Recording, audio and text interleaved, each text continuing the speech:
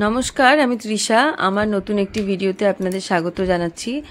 আজকে ভিডিও বিষয়বস্তু হলো আসামের মা কামাখ্যা দর্শন এবং তার পুজো দেওয়ার নিয়ম। গত 14ই মার্চ 2025 আমরা আসামে গিয়েছিলাম কামাখ্যা মায়ের কাছে পুজো দেওয়ার উদ্দেশ্যে।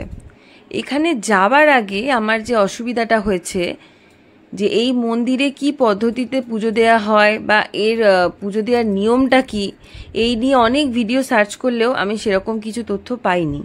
তাই চেষ্টা করলাম, যেহেতু আমি গিয়েছিলাম এবং পুজো দিতে পেরেছি, তাই আমার যে অভিজ্ঞতাটা হয়েছে সেটা কিছুটা বলে রাখার, যদি আপনাদের কারো সুবিধা হয়। দেখতে দেখতে চলে এসেছি মায়ের তোরণের কাছে। এই যে নীলাচল পাহাড়ের তোরণটা দেখলেন, এটা হলো মা কামাখ্যার তোরণ দরজা। এরপরে আছে পাহাড়। এই নীলাচল পাহাড় কেটেই আরও উঁচুতে রয়েছে মায়ের মন্দির। আমরা মায়ের মন্দিরে 500 মিটারের মধ্যে একটা হোমস্টেতে ছিলাম।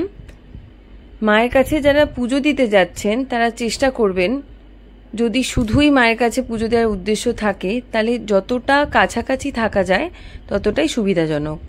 উপরে প্রচুর হোমস্টে, হোটেলস রয়েছে যেখানে খাওয়া দাওয়া এছাড়া থাকার খুব সুবন্দোবস্ত রয়েছে। আমরাও সেরকম একটি হোটেলেই ছিলাম।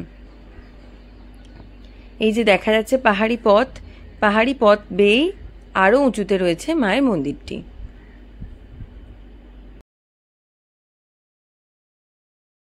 আমরা এখন যাচ্ছি একদম নীলাচল পাহাড়ের উপরেই। এই যে রাস্তা একদম পাহাড় কেটে তৈরি, পাহাড়টার উপর দিয়েই রাস্তাটা তৈরি হয়েছে। এই মন্দির, এই পাহাড় কেটে উপরেই রয়েছে মায়ের মন্দির। আমাদের ইচ্ছা আছে উপরেই কোনো একটা হোটেলে আজকে থাকা, আর ওখান থেকে পুজো দিতে যাওয়া। এখানে দর্শন করতে গেলে একটা স্পেশাল টিকিট লাগে, সেই টিকিটটা আমরা আগে থেকে কাটিয়ে রেখেছিলাম। নাহলে এখানে এসে ভোরবেলা লাইন দিয়ে সেই টিকিটটা কালেক্ট করতে হয়, তারপরে সেই ভিআইপি টিকিটে আপনারা দর্শন করতে পারেন।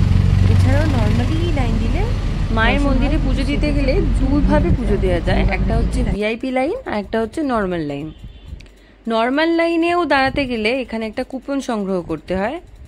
একটা কাউন্টার আছে, সেই কাউন্টারে গিয়ে কুপনটা সংগ্রহ করতে হয়। সেটি মন্দির থেকে অনেকটা নিচে। এবার আমরা যে রাস্তাটা দিয়ে যাচ্ছি এটা হচ্ছে মন্দিরে প্রবেশ করার মূল দরজা। এই মূল রাস্তা থেকে গেলে মন্দিরের ঠিক পাশে একটা কাউন্টার আছে, সেটা হলো ভিআইপি কাউন্টার। সেই ভিআইপি কাউন্টার থেকে কুপন সংগ্রহ করতে হয়। এটা হলো পার পার্সন 501 টাকা করে। এই কুপনটি দেওয়ার জন্য কাউন্টারটি খোলা হয় একদম ভোর 4টের সময়, তার জন্য তারও আগে থেকে লাইন পড়ে যায়। প্রথম 100 জনকে এই কুপনটি দেওয়া হয়, সেটা প্রথম স্লটের পুজোর জন্য। আর দ্বিতীয় স্লটের পুজো শুরু হয় দুপুর 3টে থেকে, তার জন্য কাউন্টার খোলা হয় দুপুর 11:30টায়। সেই সময়ও একটা লাইন পড়ে।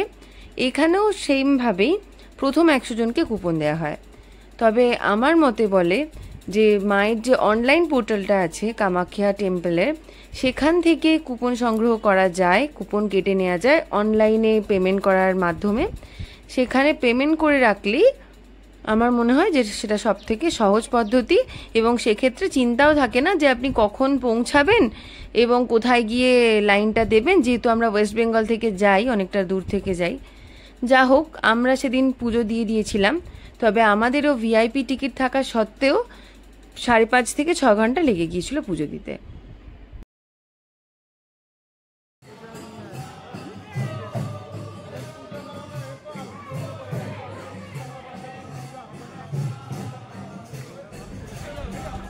মায়ের মন্দির প্রাঙ্গণে দোল খেলা শুরু হয়েছে, কালী কীর্তন শুরু হয়েছে।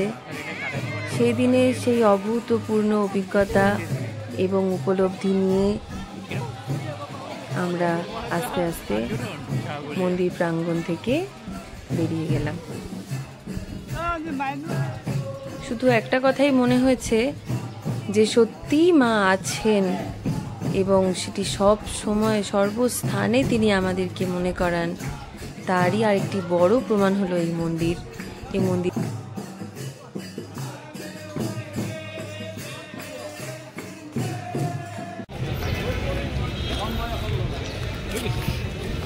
সকালবেলা কামাখ্যা মন্দিরের চারিপাশ সবই দোকানপত্রগুলো খুলেছে। আমরা যাচ্ছি একবার লাস্টবার মায়ের দিকে।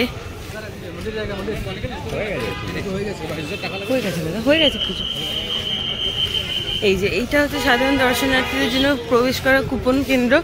শুধু লাইন দিয়ে দিলে হবে না, নর্মাল লাইনে দাঁড়াতে গেলেও এখান থেকে আপনাদের কুপন সংগ্রহ করতে হবে।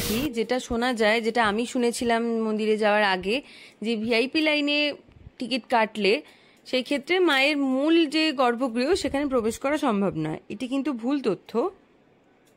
ভিআইপি লাইনে পুজো দিতে গেলেও ওটা একটা সময় নর্মাল লাইনের সাথেই যুক্ত হয়ে যায় এবং একটা মূল লাইন হিসেবেই মায়ের গর্ভগৃহে প্রবেশ করে। ভিআইপি লাইনের ক্ষেত্রে শুধু যে সুবিধাটা পাওয়া যায় সেটা হলো সময়টা কিছুটা কম লাগে। ওই টিকিটটি কাটা থাকলে মন্দির কর্তৃপক্ষই আপনাকে একটা অন্য লাইন তৈরি করাবে আপনাদের দিয়ে, যাদের যাদের ভিআইপি লাইন আছে, তারপর সেটা একটা সময় নর্মাল লাইনের সাথে অ্যাড হয়ে যাবে। এরকমটা নয় যে নর্মাল লাইনে পুজো দিলে অন্য কোনো মায়ের দর্শন হয় বা ভিআইপি লাইনে পুজো দিলে অন্য কোনো মায়ের দর্শন হয়, সেটা একেবারেই নয়। যেটা অ্যাকচুয়ালি মায়ের গর্ভগৃহ, যেখানে মা রয়েছেন, সেইখানেই দুটো লাইনই গিয়ে কোনো না কোনো জায়গায় মেশে, একই সাথে মেশে এবং একই সাথে পুজোগুলি হয়। এই যে পাহাড়ের উপর দিয়ে সিঁড়ি এবং একদম উপরে দেখা যাচ্ছে ওইটাই মায়ের মূল দরজা। তার ভেতর থেকে গেলে তারপরে আপনারা পুজো দেওয়ার লাইনটা পাবেন। জয় মা কামাখ্যা।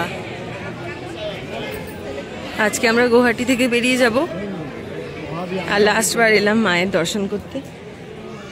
ভেতর থেকে নয়, কালকেই পুজো দেওয়া হয়ে গিয়েছিল, বাইরে থেকে একবার মাকে দেখে নিলাম। জয় মা কামাখ্যা। আবার এনো মাগো।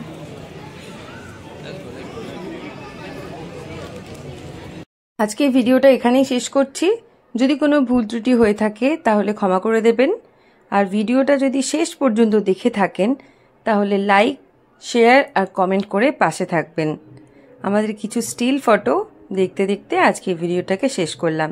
সবাই ভালো থাকবেন, সুস্থ থাকবেন।